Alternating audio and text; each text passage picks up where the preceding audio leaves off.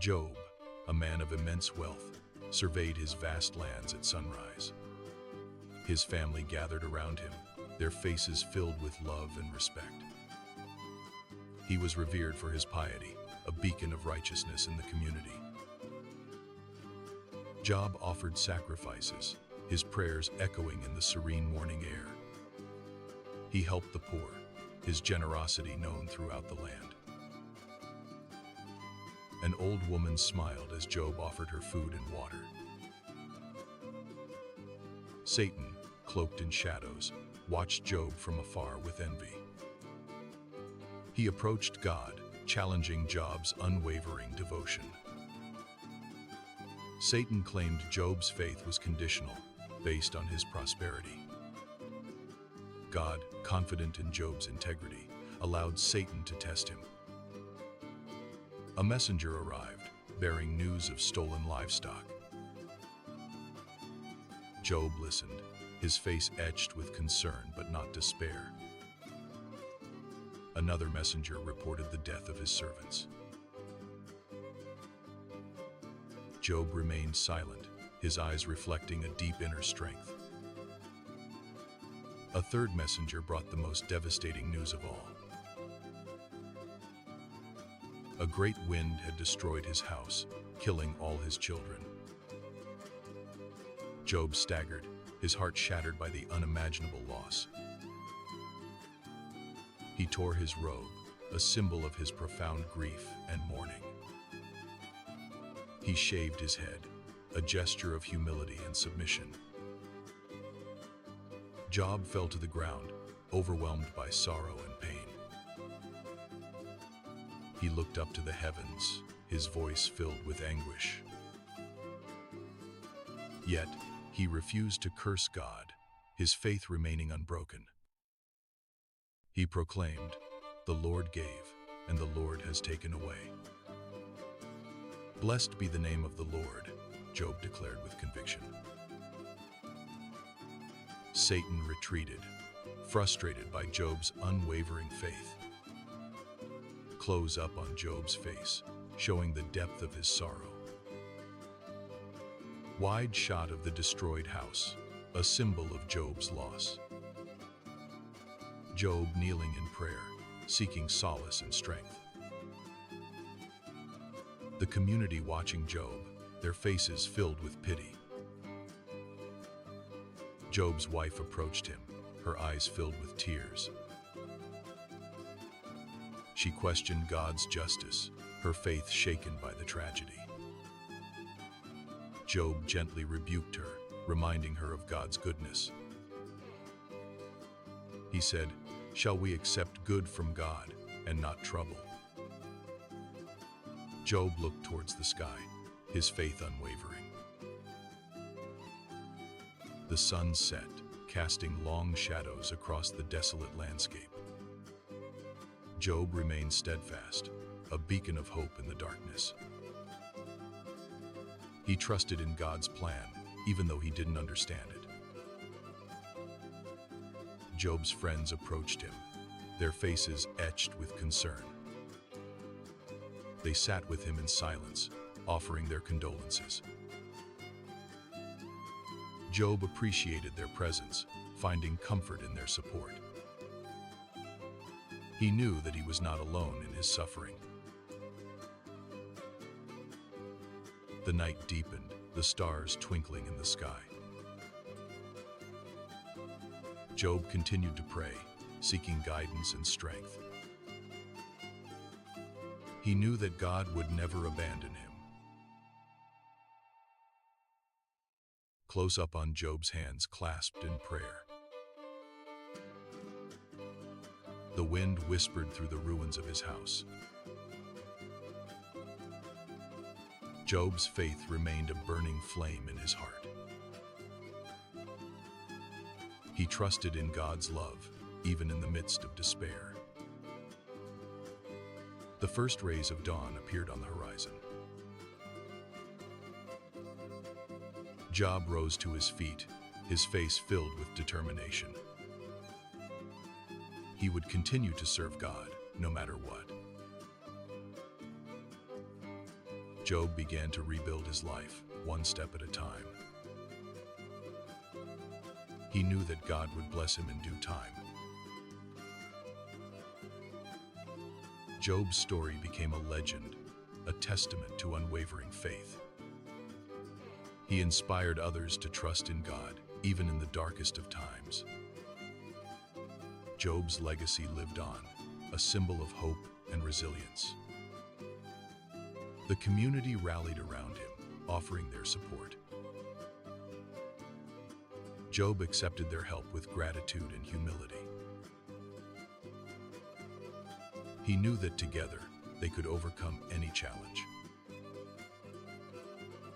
Job's faith shone brightly, a beacon of light in a troubled world. Job sat among the ashes, covered in painful sores from head to toe. He used a piece of broken pottery to scrape his skin, wincing in agony. His wife watched him from a distance, her face etched with pity and despair.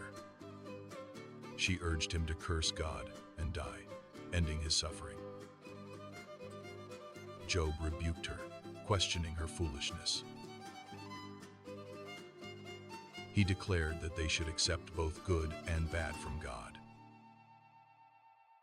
3 friends, Eliphaz, Bildad, and Zophar, arrived to comfort him. They were shocked by his appearance and wept loudly. They tore their robes and sprinkled dust on their heads.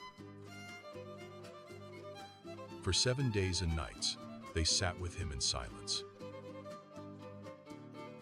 No one spoke a word, overwhelmed by the magnitude of his grief. Finally, Job broke the silence, lamenting the day he was born. He wished he had never been conceived, longing for the peace of death. Eliphaz spoke first, questioning Job's innocence. He suggested that Job's suffering was a punishment for some secret sin. He claimed that no innocent person had ever perished. Job vehemently defended his integrity, insisting on his righteousness. He argued that the wicked often prospered while the innocent suffered. Bildad echoed Eliphaz's accusations, emphasizing God's justice. He implied that Job's children must have sinned to deserve their fate. Job was deeply hurt by their words, feeling misunderstood and betrayed. He questioned why they tormented him, adding to his already unbearable pain. Zophar joined the chorus of accusations, accusing Job of wickedness. He urged Job to confess his sins and turn back to God. Job grew increasingly frustrated with his friends' lack of empathy. He challenged them to prove his wrongdoing, but they offered only platitudes. He felt abandoned by God and misunderstood by his friends. He cried out to God, questioning his justice and fairness. Why was he, a righteous man, being subjected to such torment? He longed for an audience with God, a chance to plead his case. He believed that if he could only speak to God, he could prove his innocence. His friends continued to argue, each trying to convince him of his sin. Job grew weary of their accusations, longing for understanding and compassion. He felt like a target, unfairly attacked and judged. He knew in his heart that he had done nothing to deserve this suffering. Despite his despair, Job refused to renounce his faith in God. He clung to the hope that one day, God would vindicate him.